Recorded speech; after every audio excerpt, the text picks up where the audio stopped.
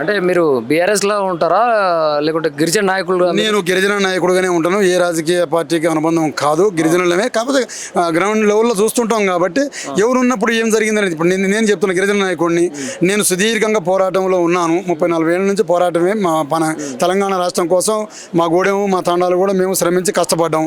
తెలంగాణ రాష్ట్రం వచ్చినాక ఏం ఒరిగింది అంటే ఆనాడు కామ్రేడ్ మారోజు వీరన్న 500 జనాభా కలిగినటువంటి తండాలను గ్రామ పంచాయతీగా గుర్తించాలనేటటువంటి ఒక డిమాండ్ 1997లో ఏర్పాటు చేసి గిరిజన సంఘం ఏర్పాటు చేసిండు. దాంతో మేము కొట్లాడుతూ ఉన్నాం. 2014 ఈ రాష్ట్రం సాధించుకున్న తర్వాత మా ఆకాంక్ష ఏంటి అనేటటువంటిది తెలంగాణ జాతిపిత బాపు కేసీఆర్ గుర్తించిండు. కాబట్టి 500 జనాభా కలిగిన తండాలను గ్రామ పంచాయతీలు చేసిండు. మాకు 10% రిజర్వేషన్ ఇచ్చిండు. మా సేవాలాల్ మహారాజు జయంతి వేడుకల్ని అధికారికంగా గుర్తించుండు. సంవత్సరానికి ₹1 ప్రకటించిండు. ఈయన మొన్న జరిగినటువంటి ఫిబ్రవరి 15వ తారీఖు సేవాలాల్ జయంతికి కేసీఆర్ ఇచ్చింది ₹1 కదా, నేను ₹2 ఇస్తా అని చెప్పి అన్నాడు. మేము పండగలు ఆనందంగా అబ్బురపడి అప్పులు తెచ్చుకొని చేసినాం. ₹2 వస్తున్నాయి కదా అని చెప్పని అప్పులు తెచ్చుకొని చేసినాం. ఇంతవరకు కనుక ₹1 బిల్ల వచ్చింది లేదు, ఆయన ఇచ్చింది లేదు. అంటే ఇప్పుడు బాధ్యతలు చేపట్టిన తర్వాత ఎవరైనా కూడా బిజీ షెడ్యూల్గా ఉంటుంది.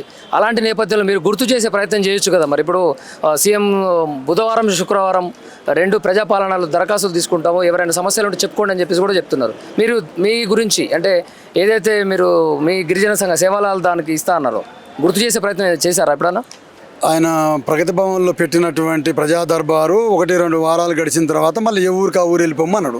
అడిగి పోయిను. లోపల వాళ్ళ దర్శనాలు కూడా కలగకుండా వెనక్కి వెళ్ళిపోదు, ఆ జిల్లాకే వెళ్ళిపోండి అని చెప్పి అన్నారు.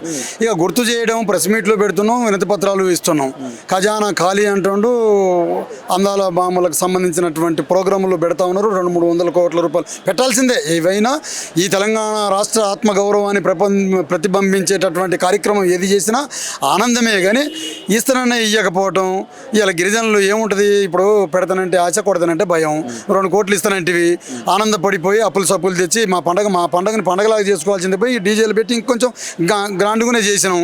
అద్భుతంగా జరిగినాయి. అవతల వాళ్ళు ఏమో డబ్బులు వచ్చి ఉంటాయి అని చెప్పి అనుకున్నారు. మాకేమో ఇప్పుడు దానికి రూపాయలు అప్పులు పాలై ఉన్నాం. రైట్.